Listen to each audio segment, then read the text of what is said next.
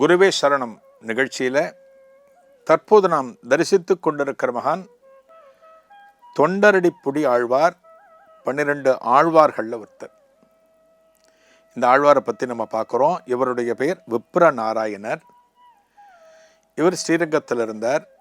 தேவதேவிங்கிற ஒரு தேவதாசி பெண்ணோட வலைக்குள்ள விழுந்தார். அவர் இருக்கிற வீடு உத்தமர் கோவில். இவற்ற பொருள் இல்லை. அதனால் ஒரு தங்க கிண்ணத்தோடு பெருமாளை அந்த கிண்ணத்தை கொடுத்து இந்த விப்ர நாராயணர் அந்த வீட்டுக்குள்ளே போகிறதுக்கு ஒரு வழிவகை செய்கிறார். அந்த சமயத்தில் கோவிலில் அந்த தங்க கிண்ணத்தை தேடுகிறார் பரிசாரகர்.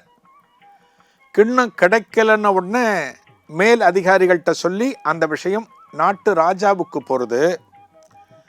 அந்த ராஜா உடனே உத்தரவிடுகிறார். பரிசாரகர் அந்த கோவிலில் இருக்கிற அர்ச்சகர்கள் அத்தனை பேரையும் தண்டிக்கிறார். இவர்கள்தான் காரணமாக இருக்கக்கூடும்னு நினைச்சு அதன் பிறகு ஒரு ஒற்றன் மூலமாக தகவல் கிடைக்கிறது.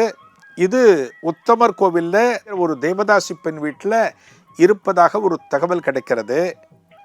படை வீரர்களை அனுப்புகிறான். அந்த கிண்ணம் அங்கே இருக்கு.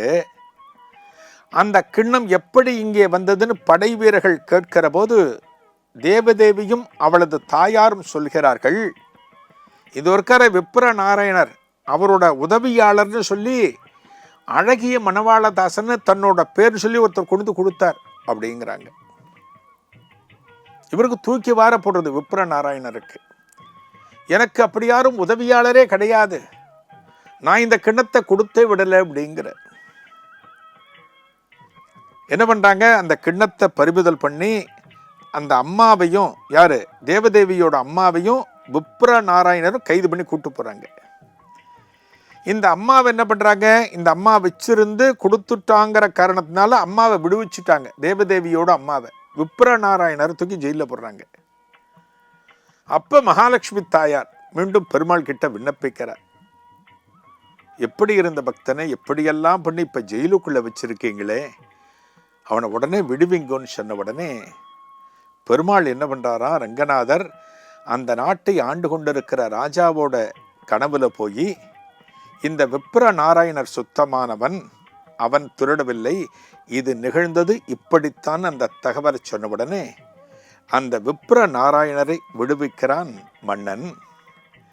எல்லாம் முடிந்து வெளிவந்த பிறகு இனிமேல் தனக்கு இந்த வாழ்க்கையே கூடாது, மீண்டும் பெருமாளது திருவடிகள் தான் நிரந்தரம் அப்படின்னு நினைச்சு தான் செய்த பாவத்திற்கு என்ன பிராயச்சித்தம் செய்யலாம் அப்படின்னு விப்ர நாராயணர் யோசிக்கிற போது அவருக்கு தகவல் சொல்கிறார்கள், மாலவன் அடியார்களது பாத தூளியை வணங்குவதுதான், அவற்றை தலையில் வைத்துக் கொள்வதுதான் சிறந்த வழின்னு சொன்னவுடனே அந்த திருமால் அடியவர்களது பாத தூளிய தனது தலையில சிரசில பிரசாதமாக பொற்றுக்கொண்டு பாகவதர்களது திருவடிகளில் பதிந்த நீரை எடுத்து உட்கொண்டு தலையில் புரோட்சணமும் செய்து கொண்டு ஒரு சுத்தமாகிய காரணத்தினால் இவரது பெயர் தொண்டர் அடிப்பொடி ஆழ்வார் அப்படின்னு ஆச்சு. தொண்டர்னா யாரு, பக்தர்கள். அடின பாதம், பொடின மண்ணு. அதெல்லாம் எடுத்துண்டு தன்னைத்தானே சுத்தம் செய்து கொண்ட காரணத்தினால் நான் தொண்டர்களுக்கு என்றும் அடிமையானவன், தொண்டர்களது அடியை அதாவது பாதங்களை பூஜிப்பவன் என்கிற பொருளில் தொண்டரடி பொடி ஆழ்வார் அப்படின்னு வரான. இந்த நடந்த சம்பவங்கள் அத்தனையும் தேவதேவி கேட்கிறார். அவள் காதுக்கு போறது. அவ தானே எல்லாத்துக்கும் காரணம்.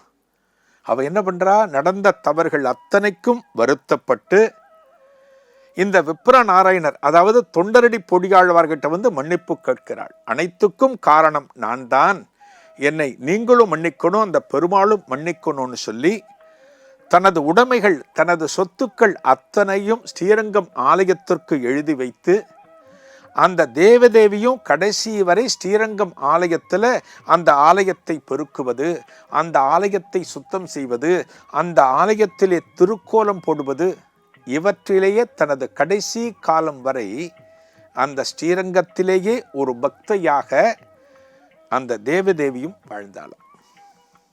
பகவான் நடத்துகிற நாடகத்தில் நாமெல்லாம் ஒரு அங்கம். எந்த ஒரு காரணத்தினாலும் எந்த ஒரு சந்தர்ப்பத்திலையும் நாம் மதிமயங்கக்கூடாது, சபலத்திற்கு ஆட்பட்டு விடக்கூடாது. இதைத்தான் இந்த தொண்டரடி பொடியாழ்வார் கதை நமக்கு உணர்த்துகிறது. எந்த காலத்திலும் சபலப்படவே கூடாது. இந்த மனிதனுடைய மனம் இருக்கு பார்த்தீங்களா, இந்த மனசு எதை கண்டாலும் ஆசைப்படும், எதை கண்டாலும் அது எனக்கு வேணும், இது எனக்கு கிடைக்கணும் அப்படின்னு தோணும். ஆனால் அது நமக்கு தகுதிக்கு மீறினதாக இருந்தால் அதை விட்டு வெளியில் வந்துடணும். எனக்கு கூடவே கூடாது, எனக்கு வேண்டாம் அப்படிங்கிற எண்ணம் நமக்கு வர வேண்டும் என்பதைத்தான் இந்த தொண்டரடி பொடியாழ்வாரோட வரலாறு நமக்கு உணர்த்துறது.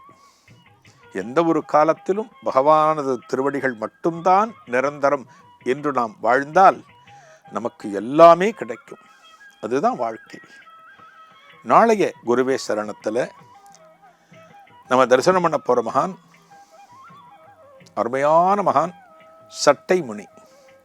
நீங்கள் எத்தனை பேரும் கேள்விப்பட்டிருப்பீங்க சட்டை முனி. அவரைத்தான் நாளைக்கு நம்ம தரிசனம் பண்ண போகிறோம். காத்திருங்கள் சட்டை முனியை தரிசனம் பண்ண. நன்றி, வணக்கம்.